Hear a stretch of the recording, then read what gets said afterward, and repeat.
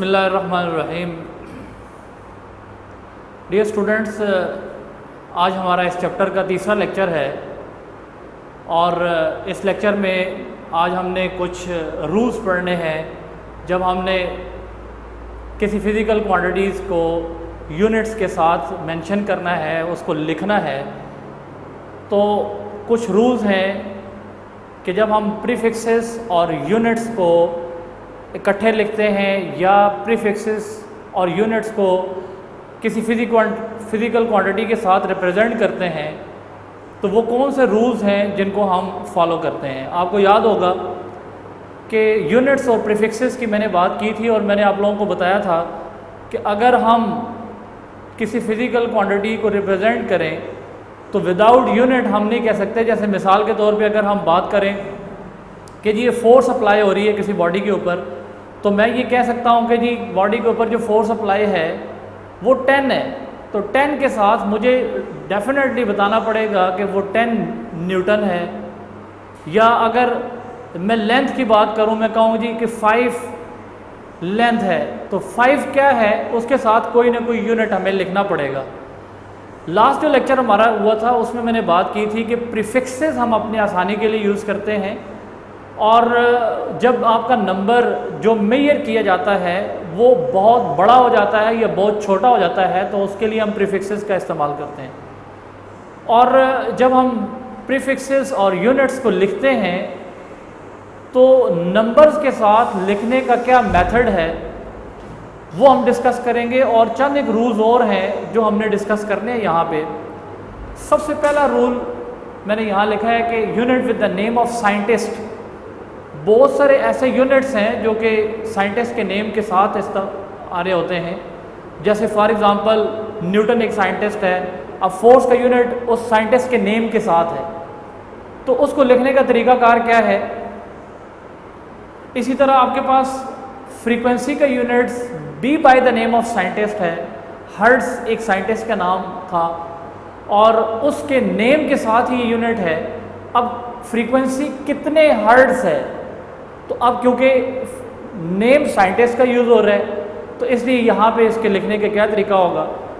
इसी तरह प्रेशर जो है वो आपके पास एक क्वांटिटी है, फिज़िकल क्वांटिटी, जिसके यूनिट पास्कल हैं, और पास्कल एक्चुअली एक साइंटिस्ट का नेम था। और एक एग्जांपल और मैंने यहाँ लिखी है कि वर्क जो है वो जाउल्स में लिया जाता है, और जाउल आपके पास एक साइंटिस्ट का नेम है।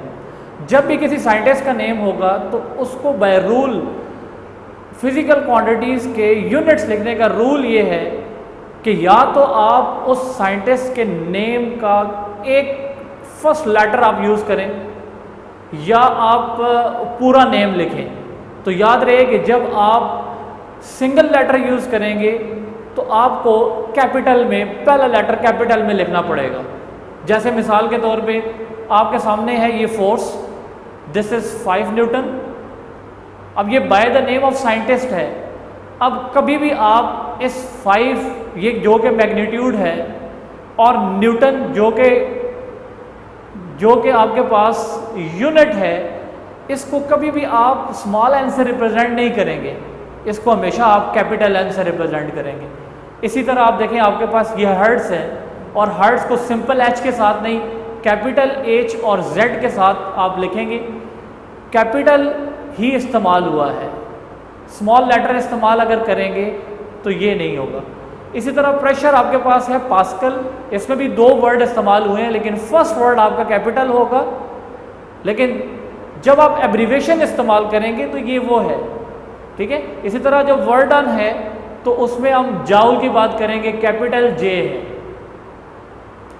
ये बात आपको क्लियर होगी कि जब हम किसी साइंटिस्ट के नेम के से जो जुड़े हुए यूनिट्स हैं वो हम यूज़ करेंगे तो उनके पहले फर्स्ट लेटर्स को हम लेंगे, और पहला लेटर हमेशा हम कैपिटल लेंगे। यानी कभी भी ऐसा नहीं होगा कि हम 5 न्यूटन को 5 के साथ स्मॉल एन से रिप्रेजेंट करें, हमेशा उसको हम कैपिटल एन से रिप्रेजेंट करेंगे। और इसी तरह जैसे जाउल है तो हम इसको हम कैपिटल जे से रिप्रेजेंट करेंगे, कभी भी स्मॉल जे से रिप्रेजेंट नहीं करेंगे। लेकिन यूनिट्स को लिखने का एक तरीका और भी है कि हम उसको साइंटिस्ट के पूरे नेम के साथ भी लिख सकते हैं। तो जब हम साइंटिस्ट के पूरे नेम के साथ लिखेंगे तो कभी भी ऐसा नहीं होगा कि हम उसको कैपिटल लेटर से स्टार्ट करें। जैसे फॉर एग्जांपल आप ये देखिए, आपके पास ये 5 पूरा नेम लिखना है, मैग्नीट्यूड के साथ यूनिट, ये पूरा नेम लिखना है, तो आप स्मॉल एन से स्टार्ट करेंगे। इसी तरह आप देखिए 50 हर्ट्ज साइंटिस्ट का नेम है, मैंने स्मॉल एच से स्टार्ट किया है। इसी तरह 10 पास्कल है, स्मॉल पी से स्टार्ट किया है, और 40 जाउल है, आप स्मॉल जे से रिप्रेजेंट किया। ये पहला रूल था। यहाँ एक बात आप स्टूडेंट्स ध्यान में रखें कि यूनिट रिप्रेजेंटेशन है कि वो इस बात का पता दे रही होती है कि ये फिजिकल क्वांटिटी है क्या। यानी अगर मैंने यहाँ लिखा हुआ है 10 पास्कल, तो आपके फ़ौरन माइंड में जाना चाहिए ये तो प्रेशर की बात हो रही है। मैंने कई जगह पे लिखा हुआ है कि 5 मीटर पर सेकंड, तो फ़ौरन क्लिक होना चाहिए कि ये आपके पास वेलोसिटी या स्पीड की बात हो रही है। मैंने किसी जगह पे हर्ट्ज लिखा हुआ है कि जी 90 हर्ट्ज, तो हर्ट्ज जो है वो यूनिट है, और यूनिट किस बात को जाहिर कर रहा है, उस फिजिकल क्वांटिटी को जाहिर कर रहा है। लिहाजा फिजिकल क्वांटिटीज़ को जब हम लिखेंगे, जब हम उनके साथ डील करेंगे, तो उनके कुछ रूल्स हैं जिनको हम फॉलो करेंगे। एक रूल मैंने आपको बता दिया है, दूसरा रूल नहीं। सेकंड रूल के अंदर लास्ट टाइम जो लेक्चर था मैंने आपको बताया था कि आप प्रीफिक्सेस का इस्तेमाल करते हैं कब, जब आपके पास वैल्यू या तो बहुत बड़ी हो जाती है या वैल्यू बहुत छोटी हो जाती है। जब वैल्यू आपकी बहुत बड़ी होगी तो आपके पास जो प्रीफिक्सेस इस्तेमाल होंगे वो मैंने क्लास में डिस्कस किए थे। आप मेगा इस्तेमाल करेंगे, किलो इस्तेमाल करेंगे, गीगा इस्तेमाल करेंगे। इसी तरह अगर ये नंबर कम होगा तो हम उसके लिए माइक्रो यूज़ करेंगे, उसके लिए हम मिली यूज़ करेंगे, सेंटी और डेसी यूज़ करेंगे। ये डिस्कशन हमारी लास्ट लेक्चर में हो चुकी है, आप वो लेक्चर भी देख सकते हैं। तो क्वेश्चन इज कि अगर प्रीफिक्स और यूनिट ये दोनों कंबाइंड हो जाते हैं, यानी अगर किसी जगह पे आपने लेंथ की बात की तो आप बात करते हैं जी 5 मीटर, तो ये तो बहुत सिंपल है। लेकिन अगर 5 के साथ किलो लगा दिया, 5 के साथ सेंटी लगा दिया, यानी आपने मीटर को प्रीफिक्स के साथ जोड़ा है, यानी मीटर है तो उसके साथ centi, milli, nano, micro, these are the prefixes. अगर हम यहाँ प्रीफिक्सेस यूज़ करेंगे तो याद रहे कि प्रीफिक्स और यूनिट जब इकट्ठे लिखे जाएंगे there is no space between, उनके दरमियान कोई स्पेस नहीं होगी। फॉर एग्जांपल आप देख लें, आपके पास यहाँ मैंने एक एग्जांपल लिखी है 5 सेंटीमीटर। अब सेंटी और मीटर के दरमियान कोई स्पेस नहीं है, आपने स्पेस नहीं देनी है इसके दरमियान। इसी तरह आप देखें मैंने फ्रीक्वेंसी का यूनिट लिखा है, मैंने यहाँ पे प्रीफिक्स यूज़ किया है जी मेगा, मेगा हर्ट्ज, और मेगा और हर्ट्ज के दरमियान भी स्पेस नहीं होगी। और इसी तरह मैंने यहाँ 90 किलो जाउल लिखा है, इन दोनों के दरमियान भी स्पेस नहीं होगी। तो दूसरा रूल क्या था कि जब आप यूनिट और प्रीफिक्सेस इन दोनों को कंबाइन ले रहे होते हैं there is no space between. ठीक है। थर्ड रूल आपके सामने है कि कभी आपके पास ऐसा भी होगा कि 2 यूनिट्स इकट्ठे आ जाएं। जैसे आमतौर पे हम मीटर पर सेकंड की बात करते हैं, ये मैंने यहाँ एग्जांपल भी कोट की है, मीटर पर सेकंड स्क्वायर की बात करते हैं, न्यूटन मीटर की बात करते हैं। तो ये जो आपके पास इस तरह के केस में जब 2 यूनिट्स इकट्ठे आ जाएं, ये डिराइव क्वांटिटीज़ जो हैं, उन डिराइव क्वांटिटीज़ में 2 यूनिट्स अगर इकट्ठे आ जाएं तो उन यूनिट्स के साथ कैसे डील करना है, there must be a space between that. जैसे अब न्यूटन है और न्यूटन और मीटर, इन दोनों के साथ को कंबाइन करके नहीं लिखेंगे, there should be a space, there must be a space between that. अगर आप स्पेस देंगे तब भी ठीक है, नहीं तो आप दरमियान में एक स्लैश यूज़ करेंगे। ठीक है। इसी तरह आप यहाँ पे देखें 100 मीटर पर सेकंड आपके पास एग्जांपल है, मीटर जो है और उसके साथ सेकंड है, मीटर और सेकंड को इकट्ठा करके नहीं लिखेंगे, there should be a space. और इसी तरह आपके पास ये मीटर पर सेकंड स्क्वायर, इसके दरमियान भी आपके पास स्पेस होनी चाहिए। एक इम्पॉर्टेंट रूल और है कंपाउंड प्रीफिक्सेस अलाउ नहीं है। यानी अगर कोई स्टूडेंट यूँ करता है कि टाइम है, कोई भी एक टाइम इंटरवल है, वो हम मिसाल के तौर पे लेते हैं जी 5 मिलीमीटर, सॉरी 5 मिलीसेकंड, क्योंकि टाइम है उसके यूनिट सेकंड है, तो 5 मिलीसेकंड कोई स्टूडेंट यूँ करे कि मिली इंटू मिली सेकेंड अगर लिखे तो ऐसे अलाउ नहीं है, क्योंकि दो प्रीफिक्सेस कभी भी अलाउ नहीं होंगे, दो प्रीफिक्सेस अलाउ नहीं होंगे। जिस तरह मैंने एग्जांपल एक और लिखी है, अगर कैपेसिटेंस की बात करें तो 5 माइक्रो इंटू माइक्रो फैरेड। अब माइक्रो फैरेड तो हो सकता है, माइक्रो इंटू माइक्रो फैरेड नहीं हो सकता। हाँ, ऐसा भी जहन में रख लें कि मिसाल के तौर पे आपके पास यहाँ लिखा हो जी सेंटी और साथ लिखा हो मिली और साथ सेकंड लिखा हो, तब भी अलाउ नहीं है। यानी एक जैसे प्रीफिक्सेस या मुख्तलिफ प्रीफिक्सेस किसी यूनिट के साथ लिखे हों तो वो कंपाउंड फॉर्म में होंगे तो वो अलाउ नहीं होंगे। ठीक है, ये बड़ा इंपॉर्टेंट रूल है। तो उसको आपने कैसे एडजस्ट करना है, ये मिली और इंटू मिली, इन दोनों को अगर आप कंबाइन करें तो आपके पास माइक्रो बनता है। आपके पास प्रीफिक्सेस में 10⁻⁻6 की वैल्यू है, आप उसको फॉलो करें। इसी तरह आप देखें माइक्रो है 10⁻⁻6 है, दो माइक्रो अगर इकट्ठे हो गए हैं तो आप उन माइक्रो को फॉलो करें 10⁻6 इंटू 10⁻6 और आपके पास बेस सेम हो तो पावर ऐड हो जाती है, तो वो आपके पास 10⁻12 है।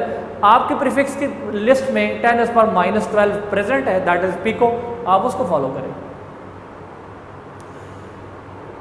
अच्छा, अब ये एक इम्पॉर्टेंट चीज़ है, इसके लिए मैं यहाँ पे आपको एक मिसाल के तौर पे जी आपके पास एक लेंथ है और ये है 5 सेंटीमीटर, और सपोज दिस इज क्यूब, और ज़ाहिर सी बात है इसकी जो विड्थ होगी वो भी कितनी होगी 5 सेंटीमीटर, 5 सेंटीमीटर। और ये हम जो है वो स्क्वायर ले लेते हैं, क्यूब के बाद में डिस्कस करेंगे, ये हम स्क्वायर ले लेते हैं। इसका अगर एरिया लें तो लेंथ मल्टीप्लाइड बाय विड्थ, यानी 5 सेंटीमीटर मल्टीप्लाइड बाय 5 सेंटीमीटर। अब 5 को 5 से मल्टीप्लाई करें तो आपके पास क्या बन गया जी 25 सेंटीमीटर। यानी यूँ कर लो अगर आसानी के लिए, 5 को 5 से मल्टीप्लाई किया और सेंटी को सेंटी से मीटर से मल्टीप्लाई किया, तो ये आपके पास हो गया जी 25, और ये सेंटीमीटर असूली तौर पे क्या होगा, ये भी आपस में मल्टीप्लाई होंगे। जब ये मल्टीप्लाई होंगे तो स्क्वायर होगा। अच्छा, तरीकाकार ये होता है इसको लिखने का कि आप इसको हम सेंटीमीटर स्क्वायर लिखते हैं। हालांकि ये स्क्वायर जो है वो सेंटी के ऊपर भी होता है, लेकिन ट्रेडिशनली हम इसको फॉलो करते हैं कि हम सिर्फ यूनिट के ऊपर स्क्वायर लिखते हैं, लेकिन स्क्वायर जो आपका अप्लाई होता है वो आप दोनों के ऊपर अप्लाई करते हैं, यानी यूनिट्स के ऊपर भी अप्लाई होता है और प्रीफिक्सेस के ऊपर भी अप्लाई होता है। जब हम इसको सॉल्व करते हैं, मिसाल के तौर पे आप अगर इसको सॉल्व करें कि जी आप convert it into the metre square, तो क्या करेंगे जी 10⁻² और ये मीटर स्क्वायर। याद रहे कि अब सिर्फ आपने सेंटी की वैल्यू पुट की है, लेकिन आपका जो स्क्वायर है वो मीटर के साथ सेंटी के ऊपर भी है, तो वो हिडन स्क्वायर जो है वो भी आपने यहाँ एडजस्ट करना है। तो ये हो जाएगा 25 मल्टीप्लाई बाय 10⁻⁻4 मीटर स्क्वायर। ठीक है, तो ये जो रूल था, multiple of units is raise to the power is applied whole multiple, not only on the unit, यानी ये जो प्रीफिक्स है उसके ऊपर भी पावर मल्टीप्लाई होगी। अच्छा, एक और रूल है कि हम कभी भी एब्रीवेशन यूज़ नहीं करेंगे। यानी मिसाल के तौर पे आपके पास सेकंड की एब्रीवेशन होती है ना, SEC, कभी लिखा हुआ आपने देखा होगा, टाइम की हम बात करते हैं, तो हम यूनिट्स के लिए कभी भी ये यूज़ नहीं करेंगे। यूनिट के लिए या तो हम पहला वर्ड यूज़ करेंगे स्मॉल, या पूरा वर्ड लिखेंगे SECOND, पूरा हम सेकंड लिखेंगे। इसी तरह आप देखें ये वॉल्यूम है, वॉल्यूम कभी आपने देखा होगा। अच्छा, ये बात यहाँ जहन में रहे कि वॉल्यूम और वेलोसिटी दोनों को V से रिप्रेजेंट किया जाता है, तो फ़र्क क्या है कि वेलोसिटी को हम स्मॉल v से रिप्रेजेंट करते हैं, वॉल्यूम को अमूमी तौर पे हम कैपिटल V से रिप्रेजेंट करते हैं। तो ये वॉल्यूम जो है वो cc में है। अब cc जो है वो क्यूबिक सेंटीमीटर है। अब इस तरह कभी भी हम नहीं लिखेंगे, इसको इस तरह बिल्कुल अलाउ नहीं है। क्या करेंगे हम इसको, या तो इसको सेंटीमीटर क्यूब लिखेंगे या पूरे अल्फाज में इसको लिखेंगे क्यूबिक सेंटीमीटर। तो ये रूल्स हैं, इनको हमने फॉलो करना है जब भी हम यूनिट्स के साथ डील करेंगे। डेफिनेटली जब हम मेजरमेंट्स के साथ डील कर रहे हैं तो यूनिट्स के साथ डील कर रहे हैं, जब यूनिट्स के साथ डील कर रहे हैं तो प्रीफिक्सेस को यूज़ करते हुए जब भी हम लिखेंगे कहीं तो इन तमाम रूल्स को फॉलो करेंगे। और मेजरमेंट्स हमारा चल रहा है जी, और आज हम बात करेंगे errors and its types. Physical quantities की जब भी हम मेजरमेंट की बात करेंगे तो एरर को हम कंसिडर करेंगे, यानी किसी भी मेजरमेंट में जब हम वैल्यू मेजर कर रहे होते हैं तो एरर हो सकता है। और वो एरर की टाइप्स क्या हैं, इससे पहले कि हम डिटेल में जाएं, हम सबसे पहले बात करते हैं कि व्हाट इज़ एरर।